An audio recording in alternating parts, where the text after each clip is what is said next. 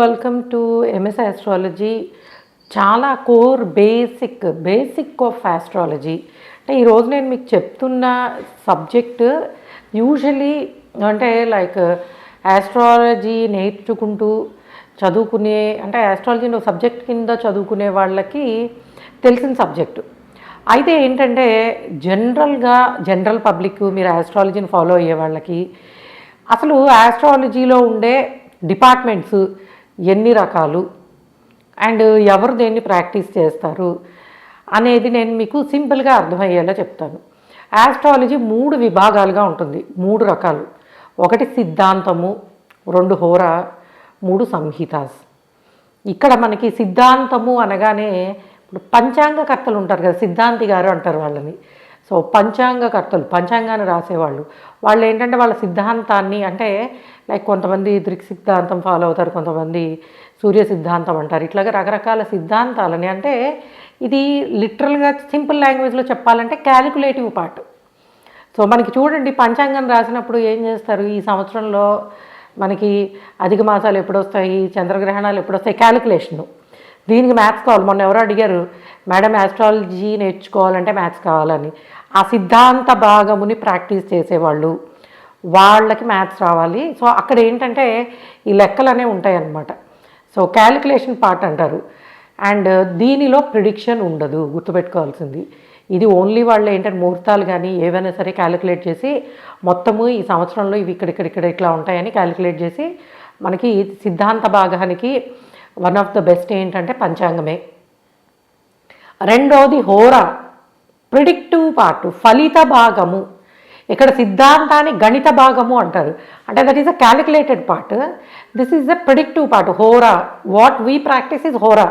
అందుకే మేమేం ప్రాక్టీస్ చేస్తాం అంటే మీ లైక్ ఆస్ట్రాలజర్స్ మేము ప్రిడిక్టివ్ పార్ట్ని ప్రాక్టీస్ చేసేవాళ్ళం. అంటే క్యాలిక్యులేటివ్ పార్ట్ని మేము పారామీటర్ కింద తీసుకుని అంటే ఓకే దీనివల్ల ఇప్పుడు ముహూర్తాలు ఇచ్చారనుకోండి ఫర్ ఎగ్జాంపుల్ పంచాంగంలో, అవి ఏ నక్షత్రం వీళ్ళకి ఎలాగా సూటబుల్ అవుతాయి అండ్ దేన్ని పెట్టచ్చు అనేది నిర్ణయించి ఆ ఫలితాన్ని ప్రెడిక్టివ్ పార్ట్ని చెప్పే ఆస్ట్రాలజర్స్ మేము. ఆస్ట్రాలజర్స్లో సిద్ధాంతాన్ని సిద్ధీకరించే వాళ్ళు ఉంటారు. మేము ఫలిత భాగం హోరా భాగాన్ని ప్రాక్టీస్ చేసేవాళ్ళం. మేమేం చదువుతాం, పరాశర హోరశాస్త్ర. సో ఇట్లాగా పరాశర హోరశాస్త్ర పేరే అది. అక్కడ మొత్తం ఏముంటుంది, ప్రిడిక్టివ్ పార్ట్ ఉంటుంది. అంటే ఈ 27 నక్షత్రాలు, గ్రహాలు అండ్ నవగ్రహాలు ప్లేస్మెంట్ను బట్టి మనిషి వ్యక్తిగత జీవితం మీద అలానే గోచారాన్ని బట్టి ఫలితాలు ఎలా ఉంటాయో మేము చెప్తాం. అంటే హోరాని ప్రాక్టీస్ చేసే వాళ్ళకి ప్రిడిక్టివ్ పార్ట్ అనేది బాగా వస్తుంది. అందుకే ఏంటంటే మేము ప్రిడిక్షన్స్ చెప్పగలుగుతాం. వీ డోంట్ డూ సిద్ధాంతము. మేము ఆ క్యాలిక్యులేషన్ పార్ట్ చేసి సిద్ధాంతాన్ని రాయము. అది రాసేవాళ్ళు ఉంటారు, వాళ్ళని సిద్ధాంతులు అంటారు. మధ్యలో మేము హోరా ప్రాక్టీస్ చేసే వాళ్ళని ఆస్ట్రాలజర్స్, ఇప్పుడు మీకు ప్రిడిక్టివ్ పార్ట్ ఇచ్చేవాళ్ళు అనమాట. సో ఈ కైండ్ ఆఫ్ అంటే మనకి ఎక్కువ భాగము, మన తెలుగులో ఎక్కువ భాగము సిద్ధాంతలే ఉన్నారు. మనకి ఈ పంచాంగాన్ని రాసేవాళ్ళే ఎక్కువ ఉన్నారు, ప్రెడిక్టివ్ పార్ట్ ప్రాక్టీస్ చేసేవాళ్ళు చాలా తక్కువ ఉన్నారు. సో అందులో మేము ప్రెడిక్టివ్ పార్ట్లోకి వస్తామన్నమాట. మీ కైండ్ ఆఫ్ ఆస్ట్రాలజర్స్ మనకి ఏం రావు గారు కానీ అండ్ తర్వాత మనకి ఇంకా చాలామంది ఆస్ట్రాలజర్స్ ఉన్నారు కదా, తెలుగులో టాప్ లెవెల్లో ఉండేవాళ్ళు. నేను చెప్పేది వీళ్ళంతా ఏంటంటే హోరా ప్రాక్టీస్ చేసేవాళ్ళు.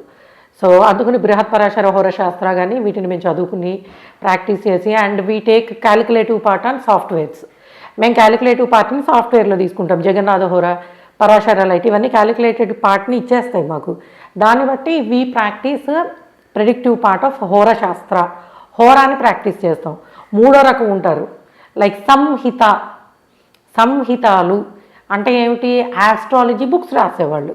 సో ఇక్కడ ఏంటి 3 రకాలు. ఒకటి క్యాలిక్యులేట్ చేసి సిద్ధాంతాన్ని చేసేవాళ్ళు విచ్ ఇస్ లైక్ పంచాంగము and predictive part. So calculated part ఉపయోగించి అండ్ ప్రిడిక్షన్ చెప్పేది మేము హోరశాస్త్ర ప్రాక్టీస్ చేసేవాళ్ళము. అండ్ లాస్ట్ దాంట్లో వచ్చేవాళ్ళు సంహితలు.